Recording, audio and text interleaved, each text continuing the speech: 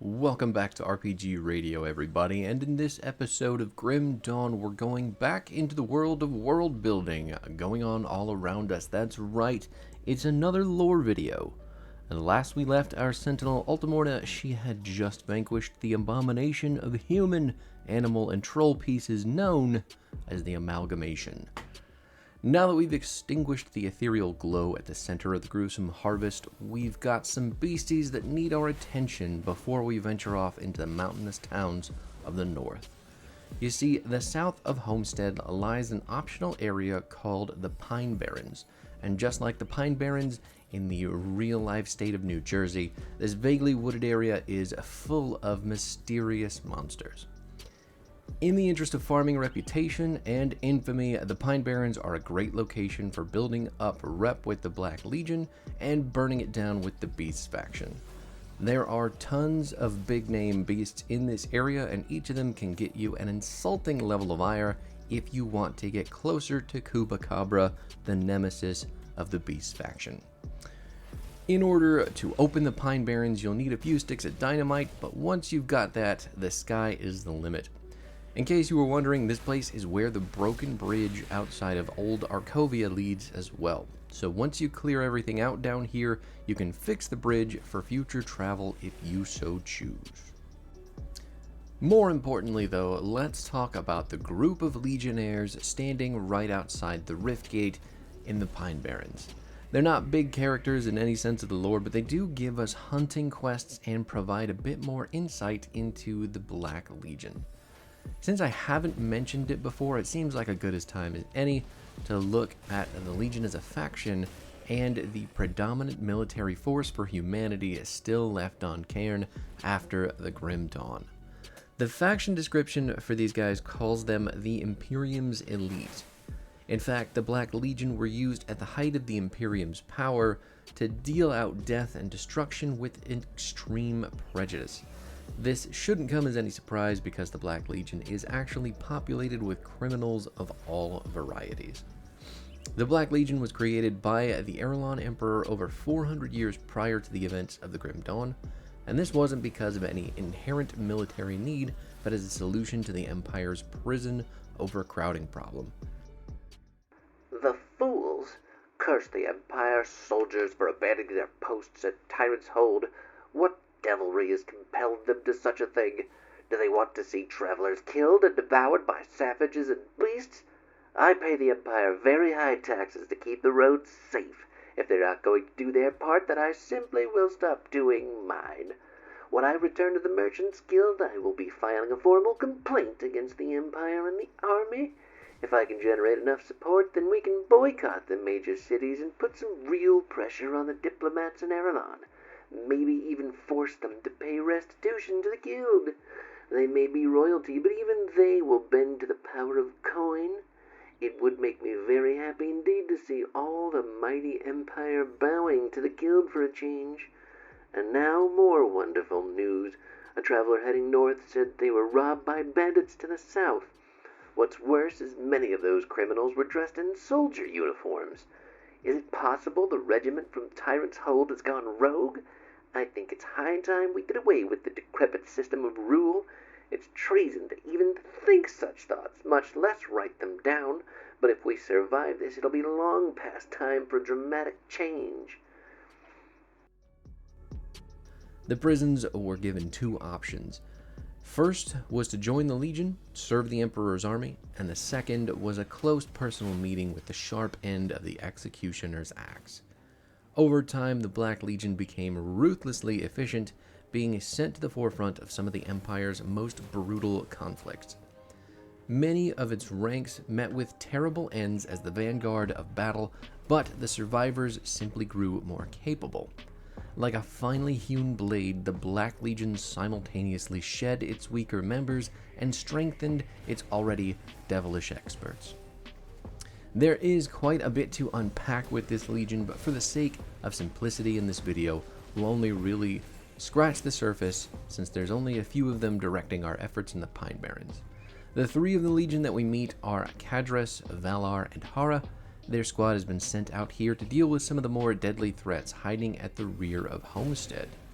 These three are a special brand of Legionnaire known as Death Marks. If you've seen any of my build videos up to this point, you may recognize that name from an item set found in the higher difficulties of the game. The Deathmark set actually has a small section of lore all of its own, and simply puts, the burden of death weighs heavily upon all who forsake their true name and embody the legacy of Deathmark, a faceless assassin without mercy. Now, the set doesn't outright say it's referencing the death marks of the Black Legion, but given that these three all have single names after the title of Deathmark, I think it's a fair assumption to make. From there, we can go even a step further down the rabbit hole about the recruitment of these types of soldiers. The Black Legion isn't just known for taking from the prison population, you see. At one point, influential figures in the Erelon Empire would use the Black Legion as a place to put political opponents, outcasts, and other undesirable yet effective citizenry of the Empire. With our introduction to the Legion out of the way though, let's focus on the things lurking out in the Barrens, just waiting for a meal to come walking along. The first mission we're given in the Barrens comes from Cadris, as he is not only hoping to remove the bestial threat of roaming manticores, he also wants to use their venom as a weapon against the cult of Chthon. While getting the venom for Cadris, you'll inevitably come across Morgara, the Prime Matriarch. Morgara is the biggest and baddest of the manticores in the Pine Barrens, and she is the second quest given to you by Cadris after you've returned the poison gland.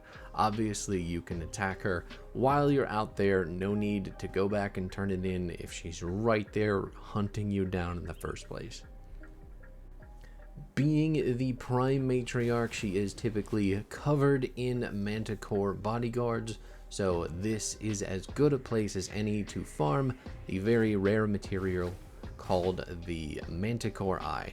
You can only get the eyes from the Manticore Alphas hiding in this place or Morgara herself, but it is one of the few places that they exist in the world of Cairn, so you do inevitably come back here quite a bit if you're looking for that material.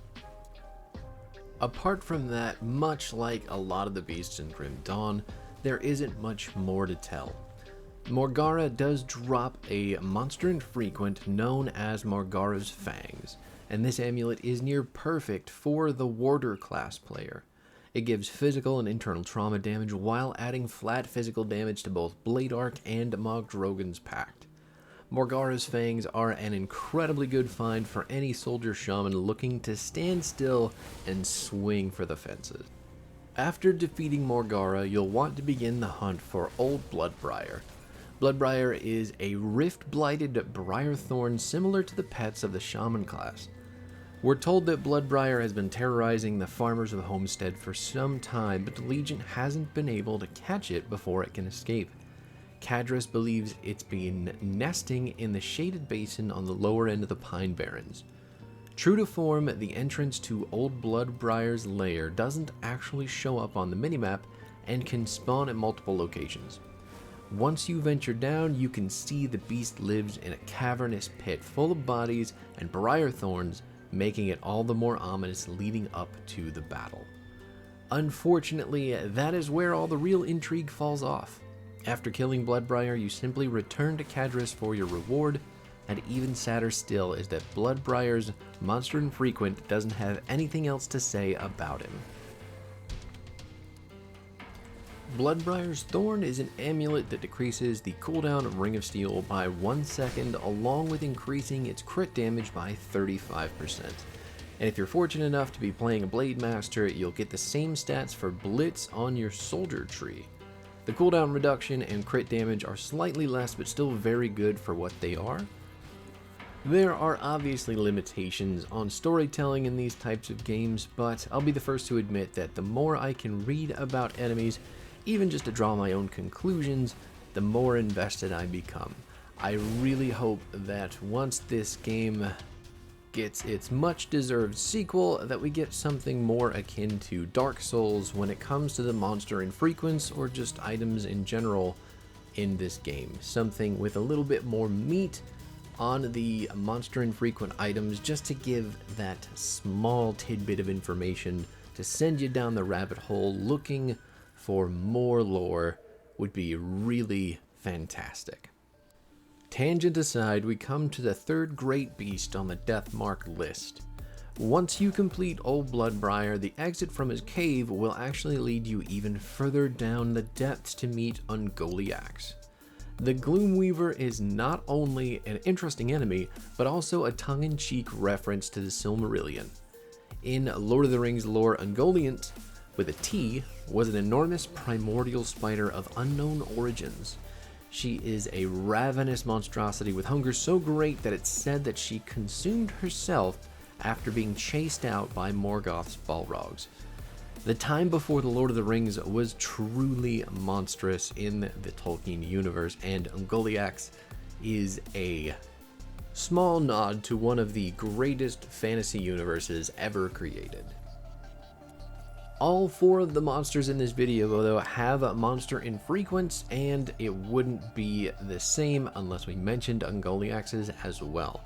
Hers is also an amulet, and it is built for our Spellbinder enthusiasts. The Gaze of Ungoliax adds 3 seconds to devastation and converts all of its damage to vitality.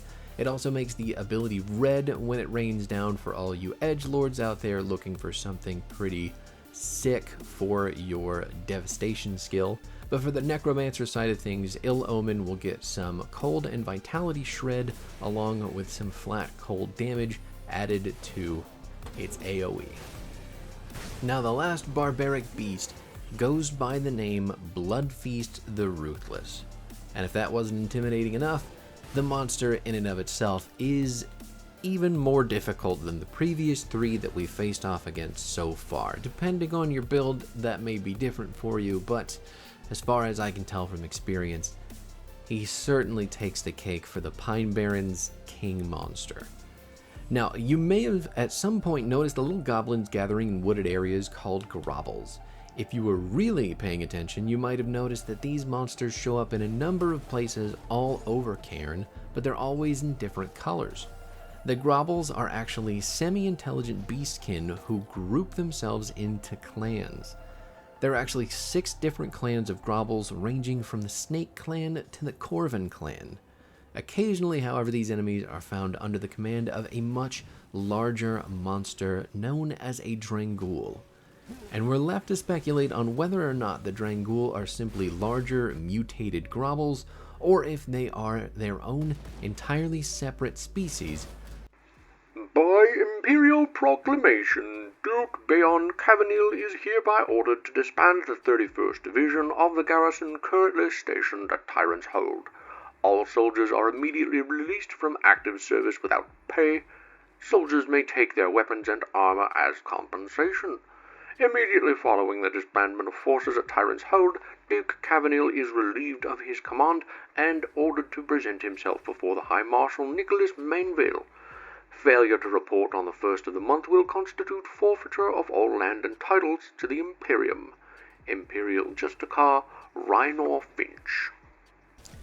And even though we're on the great beastie hunt through the Pine Barrens, the game is still sprinkling in all sorts of tiny lore about the Grimdawn and the secret invasion that the Ethereals had hatched all throughout the final days of the Erelon Empire and humanity prior to the apocalypse.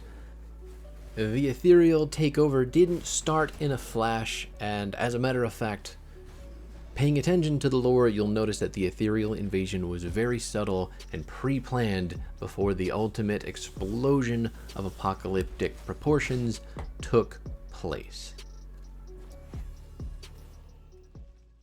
This makes no sense. I've been ordered to dismiss my army without pay. Furthermore, they have given the men their weapons and armor as final payment. What are they thinking? This order can only result in anarchy. Half these men will become bandits or worse. If dismissed without pay, they won't even have a second thought about turning their blade against the Empire. Without the garrison, the grovels will reclaim this area unchallenged. The road from Darkvale to Devil's Crossing will become impassable. We've been holding this fort since the fall of the Drangul savages, but they keep pressing to take it back.